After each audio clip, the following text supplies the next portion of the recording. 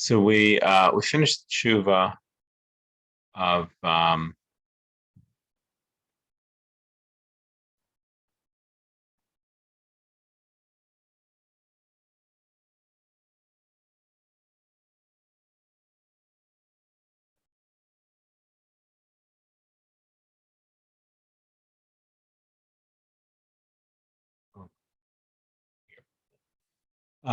okay. So we finished tshuva of Rabbi David Tzvi Hoffman, and this issue of how you deal with, on the one hand, writing against the reform in terms of using an organ, on the other hand, the precedent of organs in Prague in the 1600s.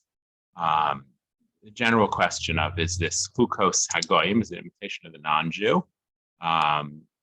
What's considered imitation of the non-Jew, the Ma'arik that we did, and versus maybe it's strengthening the reform, even if it's not an imitation of the non-Jew, because obviously part of what emerged was the organ was used for other things, weddings, birthday of King Leopold, and that there's something about the organ that was just, there was a formality about it that was part of German life.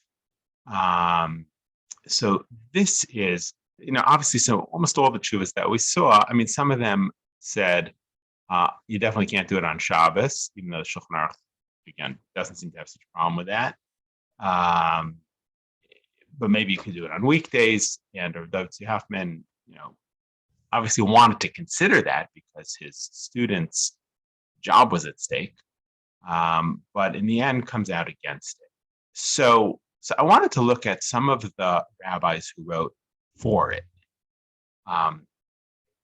It's interesting. We see the reform movement as, obviously there was a development of the reform movement over time. It didn't just emerge in 1822 with the Shul and being what it is today. Obviously, it emerged out of orthodoxy, and merged out of the Enlightenment, out of precious modernity. It's one of the responses to modernity. So early on, these are chachamim. These are rabbis who are very much schooled in a traditional way, and on some level, reform early on is not an attempt to, just with one brushstroke, change Torah Sinai and say, okay, now we're only critical thinkers about the Bible, or we're only going to look at the Bible through the lens of Wellhausen. It wasn't, okay, we're going to just make the synagogue like the church. Obviously, they were concerned with, how do you preserve Judaism during the Enlightenment? How do you make it more upstanding, right? Having an organ in 1850 in Germany means you're a civilized human being. And why can't we join Judaism with that? In other words, on some level, and I don't want to compare them, but the way that we think about modern Orthodoxy, obviously, all these movements, in a sense, weren't just out to, like, let's throw most of Christianity. Maybe was a little bit different because it did come on some level with a totally different theology. But I don't think that early reform, 1810, 20, 30, was out to just wholesale change theology. And so they start writing to rabbis, to well-known poskim, say to them. Now they obviously pick and choose the poskim. They're not writing to the Chassam Sofer. And we've seen mostly writing that's struggling with, that wants to forbid things. Certainly the Hungarian rabbis by the 1850s are forbidding everything reform does. In Germany, there were things the reform does, that became part of, Rabbi Hirsch's synagogue, whether that's chazan, whether that's robes, choir, certain things yes, certain things no, but not an organ. But where do you draw the line? So they did write to rabbis who were poskim, who were recognized, Orthodox poskim, who they felt would be amenable to thinking about these issues. And that ends up in a book. Those those tshuvot end up in a book that's published by a very early reformer. Here's the book.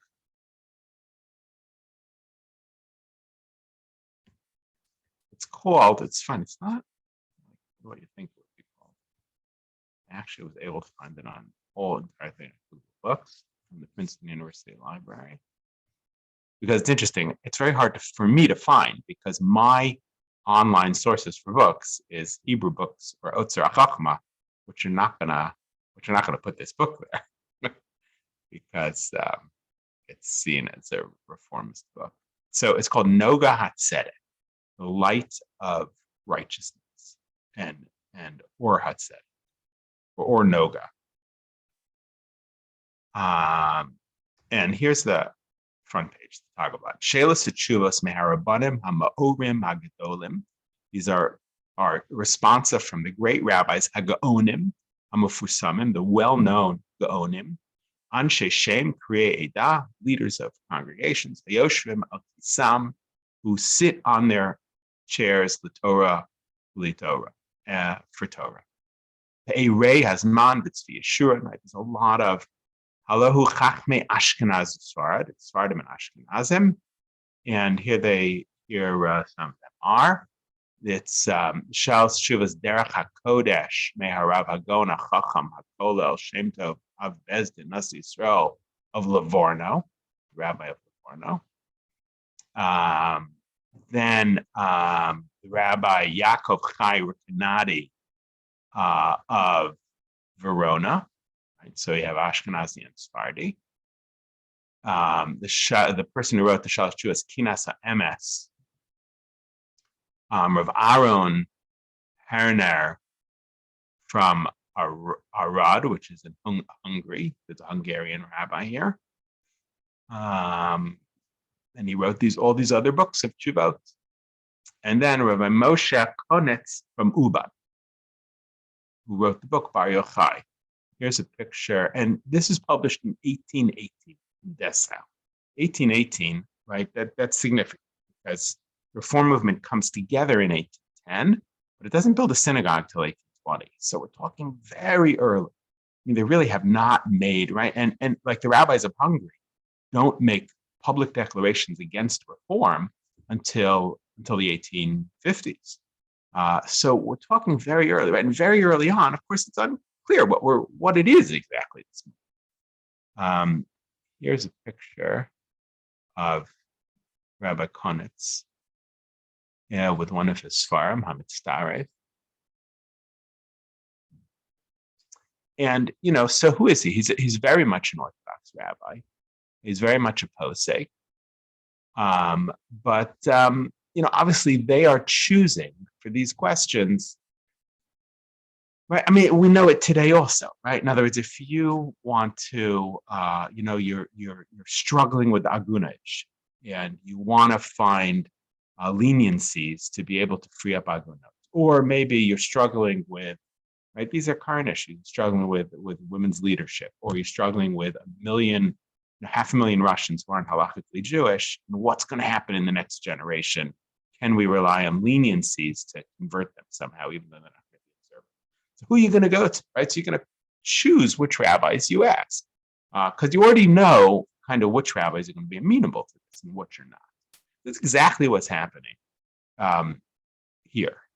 These are one of them is from Hungary, but they're choosing who to write. So let's do this one rabbi comments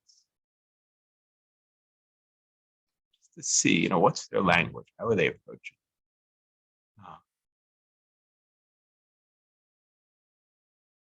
Because this is the other side of the coin. We've seen those who want to make sure it's a circle wags. These are the rabbis who are being asked. Okay. Harabba Gadol first Machacham Rabbi Moshe. He wrote all of these other books of response already. Achim Nachbadim, honored brethren. Chachmei Lev, Dorshei, wise of heart, Dorshei. Now it's a good question. What is this, right? Those who seek out Torah Tuf of Shin. Not sure exactly what that is, but that's an interesting question. What do they? How does he phrase what they see? Okay, and then these are just general things. Where is this? Berlin. He's writing to Berlin, not Hamburg. Traveled on Pesach. Here I was in Wien. I was in Vienna. I've been there until now.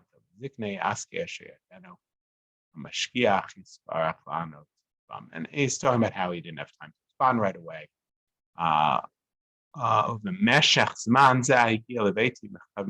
And then I got these letters from you finally. They were sent to my house.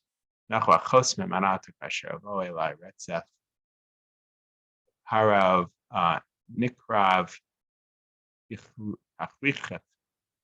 Beitzim Mugashim Elami Basi. It's about how I got stuff from my house. He's making. It seems like often Shabbat begin with why it took so long to get back. Okay, that's how I begin my emails. Also, Hine Sheltam beZal Lashon Benidon Beis HaKnesses Sheyasadnu. Now, in 1810, they started some kind of little shul. It wasn't built as a reform shul. There was some kind of minyan that came together in 1810. You wrote to me. You said, we've made a minyan. It sounds like this is in Berlin, right? So even though the first Reform synagogue was at Hamburg, it sounds like the first group was in Berlin. We daven the regular davening, rock, but you wrote to me, you said, here's what we're changing. Here are our changes. Aleph. We are praying with a Sephardic accent, right? Tuz instead of suz. And that's interesting. I'm not even sure. I mean, we're talking about, way before the idea of going, of modern Zionism. I mean, I don't know about way before modern Zionism, but certainly way before any structured modern Zionism. So what's the advantage? I'm not sure why they see that as an enlightenment.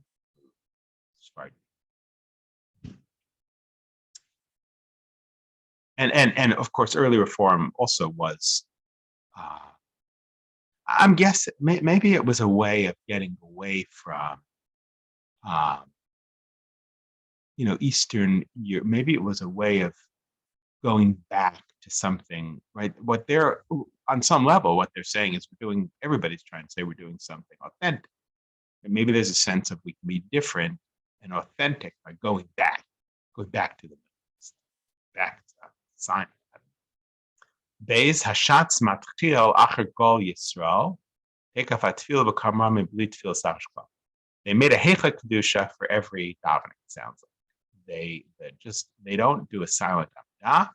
The Chazan begins with a loud Amidah, and it sounds like there's no silent Amidah.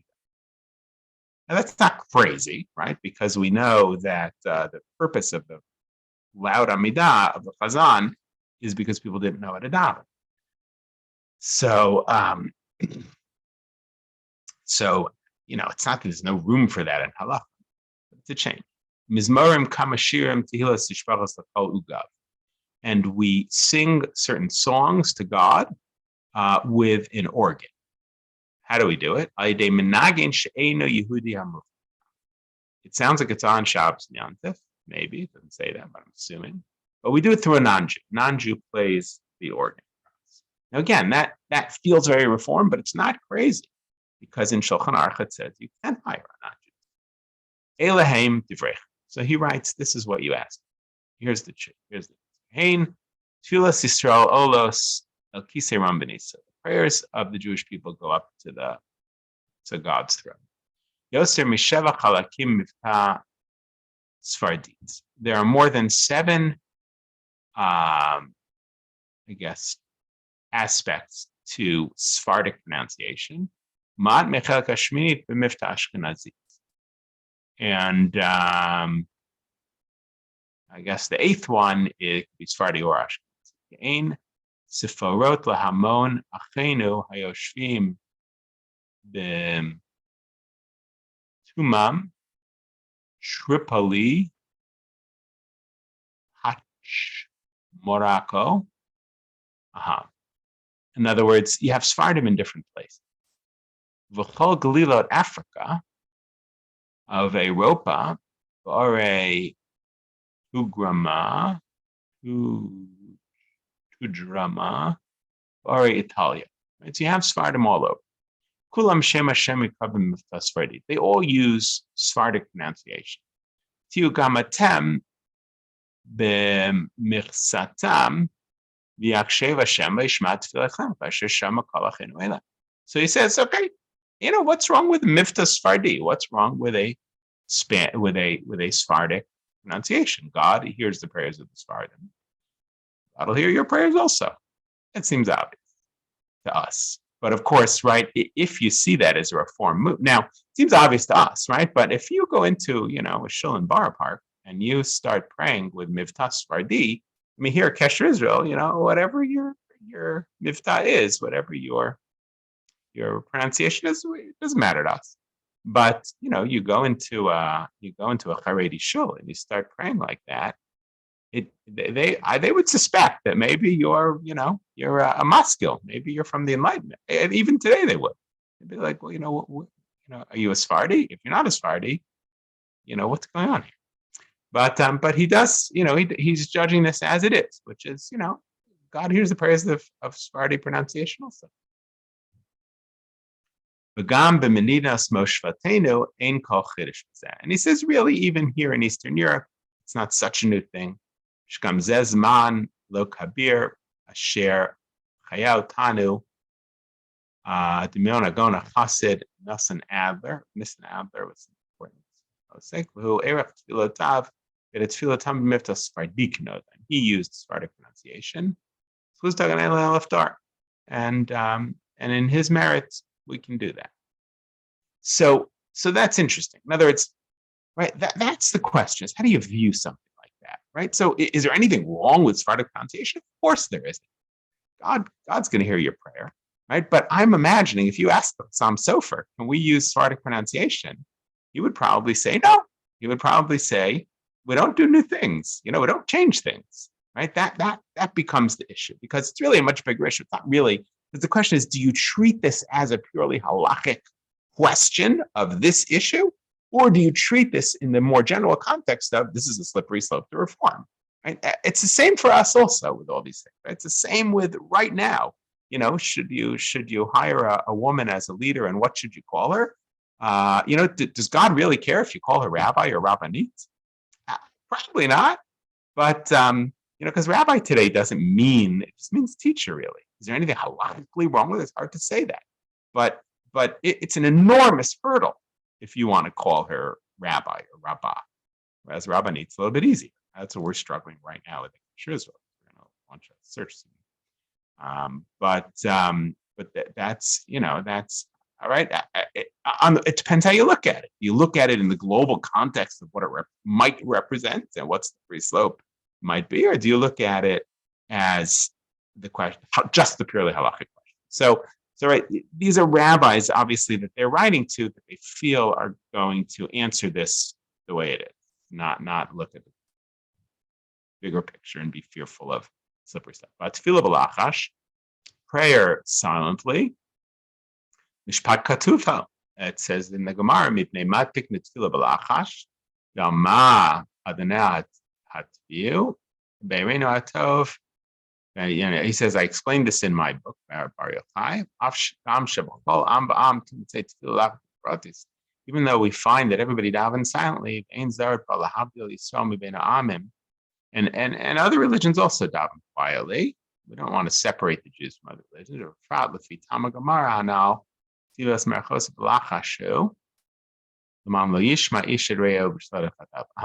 So it sounds like the reason they might be doing away with the silent prayers, that's a way of being more like the church. That's what it sounds like. As other nations do prayer silently. And it's the fact that he highlights that, it sounds like part of the motivation might have been that silent prayers maybe not something you do on But he says the Gemara says that you should have silent prayer because we don't want to be confessing our sins to God and have other people hear it.